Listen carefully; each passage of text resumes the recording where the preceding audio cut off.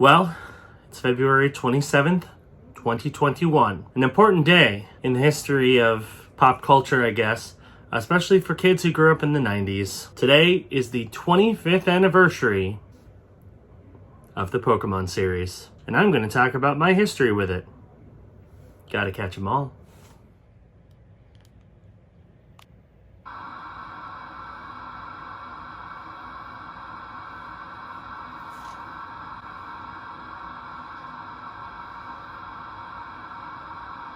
So, I have an interesting history with the Pokemon series, mostly because it's a series I always wanted to really get into, and I wasn't allowed to when I was younger. Of course, the Pokemon series started off as a series of games on the Nintendo Game Boy.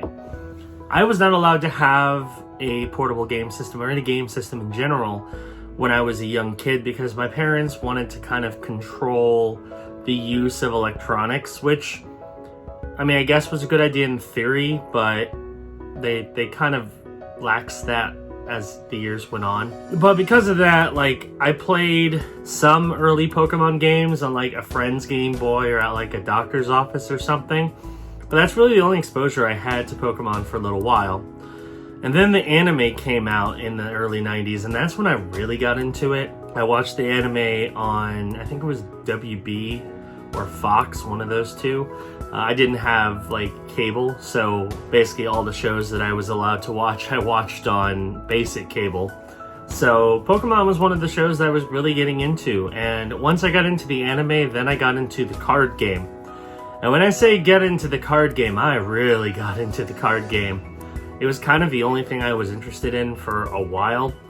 You were interested in it as a kid when my parents used the card game as a motivation to mow the lawn. That was one of my jobs that I had as a kid. I think I was like 10 or 11 at the time. So they bribed me essentially by saying, hey, if you mow the lawn, we'll get you a booster pack for the Pokemon card game. So of course, I was real obedient, and every weekend I would mow the lawn and be like, all right, where's my card pack? Let's go. So I had a pretty decent collection of cards. I really wish I knew what happened to my cards, because I had some pretty good ones that probably nowadays would be worth a lot of money. Unfortunately, I lost all my cards when I became a rather disobedient child. Essentially, I was so obsessed with the card games that I would get in trouble, get grounded, which at the time meant, I couldn't watch TV. I couldn't like go out and play with friends. And I would always find like creative ways to get around this. So there were a couple times where like a friend wanted to trade Pokemon or battle. So I would literally sneak out the window, like open up my window, crack it back closed so I could get back in, run out front, make sure we were off to the side so that the parents wouldn't see me, do a trade, maybe a battle, and then sneak back in. I was pretty crafty, a crafty, mischievous child, which is pretty different from how I am as an adult. But one of those times that I did that, and I did this multiple times, so yeah, I was pretty crafty. I did get caught, and my parents decided that, the Pokemon card game was becoming a little bit more of an obsession for me than just something fun that I enjoyed. So they took away my cards, and I never saw them again after that, which is kind of a shame. So, I mean, who knows what happened to them? We've moved several times since then, because I was really into it back when I originally lived in Orlando. And then when we moved to St. Pete, I don't know if my cards ended up making the transition or if they were thrown away or what, but I never saw them again, so I have no idea what happened to them. So that was kind of my only exposure to Pokemon until 2007. And 2007 is relevant because that is the year that I graduated high school. And that's relevant because at that point I was an adult and I could kind of do what I want. And that's kind of what my parents told me at that point, is they're like, well, obviously there are certain things we're not going to allow you to do living in our house, but, simple things like buying a DS, I was allowed to do.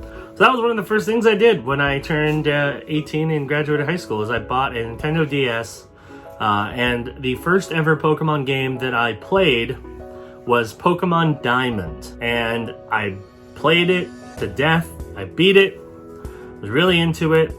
And at that point, I decided to go back and play some of the older Pokemon games that I would have missed, like some of the Game Boy Advance games, some of the other DS ones.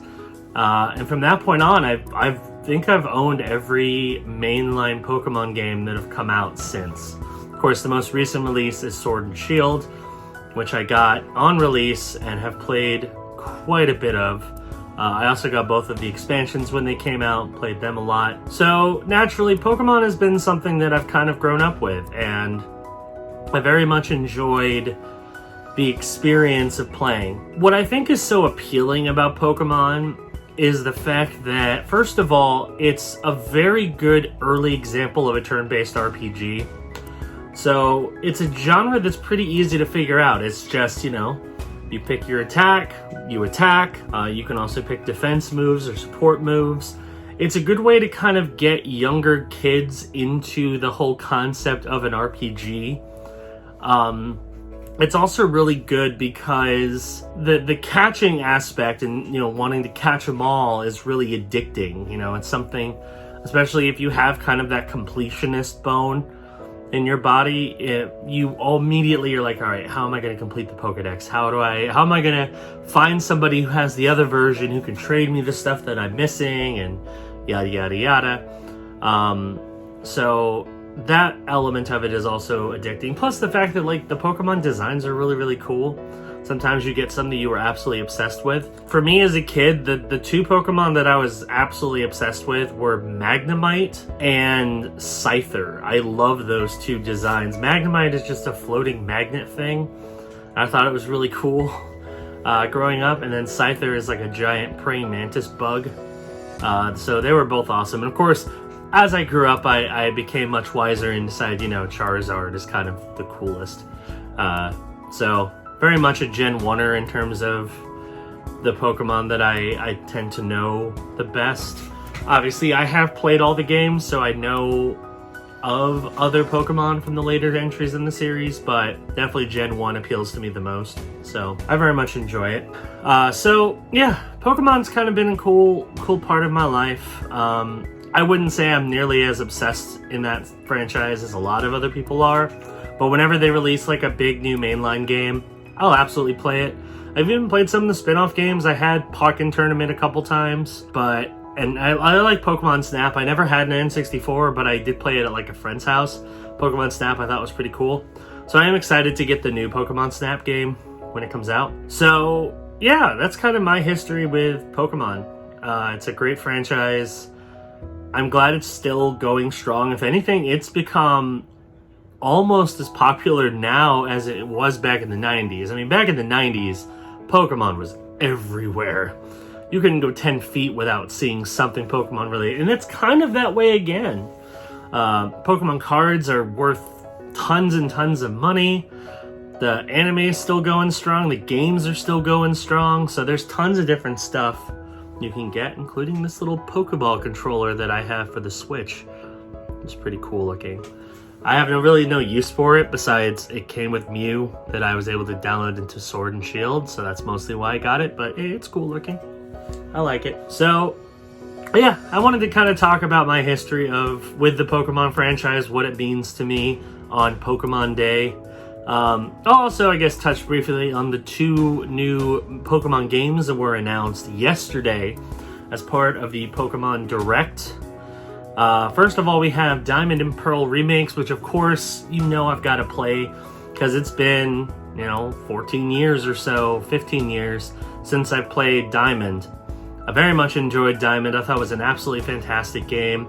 Dialga, which is the legendary on the Diamond cover, is one of my all-time favorite Pokemon. So of course, got to get Diamond again. I'm excited to replay it on the Switch. I was kind of hoping that it was going to be in the style of Sword and Shield, but I like the kind of top-down style. It's definitely going for more of a retro Game Boy-esque style. And I think it's kind of cool. It looks interesting. So definitely excited to be playing that this fall. But I think the bigger one that a lot of people are honestly now saying that is the big one for Pokemon is Pokemon Legends Arceus. or Arceus. That one's going to be very interesting because it's a Breath of the Wild open world-esque Pokemon game, which is very different. Usually Pokemon is very much, you know, you have a navigated path, you can catch a certain amount of Pokemon on that path, you have battles. This one appears to be much more, the world is open, you can catch Pokemon, do whatever you want, but you're not guided to a particular path. You can kind of just go around and explore. I think that concept could work very well with a Pokemon game. I'm just a little concerned that there might not be enough content to keep it interesting. It's a problem I have with a lot of open world games, so we'll see if Game Freak and the Pokemon Company can really show us what an open world Pokemon game should be. I'm hoping that's the case. It looks good, so we'll find out more, of course, in early 2022 when it's supposed to come out. But overall, I'm pretty excited about both the announcements. I think it's going to be fun to play Diamond and Pearl again, and then this new open world game should be pretty interesting. There you go. Just wanted to deliver kind of a little, kind of low-key Chris Talks episode for today, just to talk about Pokemon and what it means to me. I'm curious though, what are your thoughts on the Pokemon franchise? Were you really into it as a kid? Did you get into it recently, or were you into it right away as soon as it came out back in the 90s? Leave your comment in the comments below, and who knows, maybe I'll feature some of your comments in a future episode of Chris Talks. That's going to do it for this video. Thank you for watching. Hope you enjoyed it. Remember, new videos on this channel will air 4 days a week, so be sure to hit that subscribe button, click that notification bell. That way you know when new videos drop. And I will see you on the next episode of Chris Talks. Bye-bye.